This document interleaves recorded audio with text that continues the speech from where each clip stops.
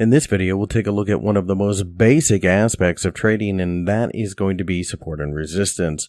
So support and resistance is exactly what it sounds like. It is support for price or resistance to price. So for example, a place where price won't drop below. So that is support there as the market continues to find buyers in this general vicinity, just as this was resistance as the markets kept trying to break above there, but could not actually accomplish that.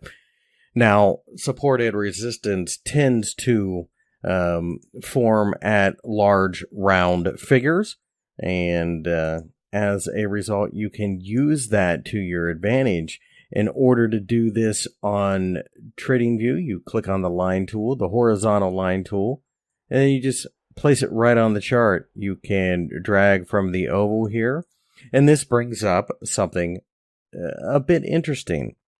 So, as you can see, I can right-click this and go down to the settings, the coordinates. I can make it 240 even, and most of the time you will find that price tends to respect these round numbers, like I said. Now, there is an area that has been supportive, a little bit of a range here, just below 240. And as we broke higher in Ethereum on the daily chart, we finally plunged through it, and it offered resistance. You quite often see that. It's market memory. So what I use to illustrate this a lot of times will be the idea of a high rise. So say you've got 4 floors here. Floor 1, floor 2, floor 3, floor 4. And if you take the stairs or the elevator up to the second floor, what was once the ceiling now becomes your floor.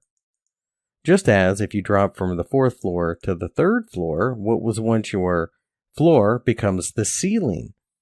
It's kind of the same thing in technical analysis. Let me go ahead and draw a couple of other lines, and you will see that as I draw these out, it becomes apparent that this market, Ethereum, seems to like these levels right around every $40 or so.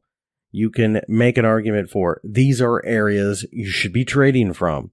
Now, quite often what people will do is they'll look for support or resistance in the marketplace on higher time frames, and then perhaps drill down to a lower time frame to see how it behaves.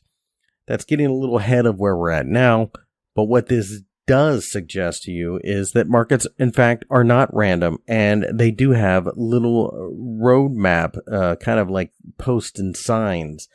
You can think of it as opening up a map, seeing that there are directions, there are turns and twists in the road, very similar here.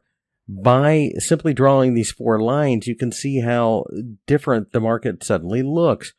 And you will find that this is the case in pretty much anything you draw. So this is the letter X. This is U.S. Steel, common stock. I can go ahead and draw that there.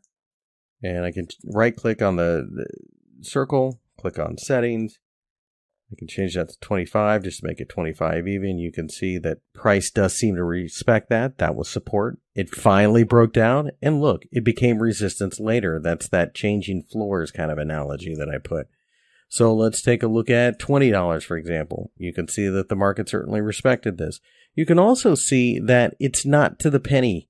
It's a general idea. So that's where you mix in technical analysis with trend analysis, maybe candlestick analysis at these crucial areas. You know, you don't just go in and start selling or shorting at $20, expecting it to never go to $20.01.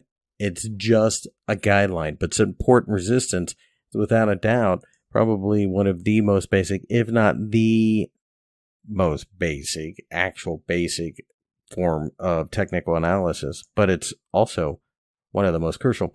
And in fact, a lot of professional traders simply will mark up their charts like you're seeing me do here, and then look for the right candlestick. Now, we're going to marry that with the idea of Fibonacci retracements and extensions, and we'll see how that works down the road. But I want you to, as a little bit of a homework assignment, open up as many charts as possible, just like you see me doing here, and draw lines and see what you notice. See that it repeats. See that these are areas that are support and resistance over time. You'll notice that it breaks up the chart in very symmetrical patterns.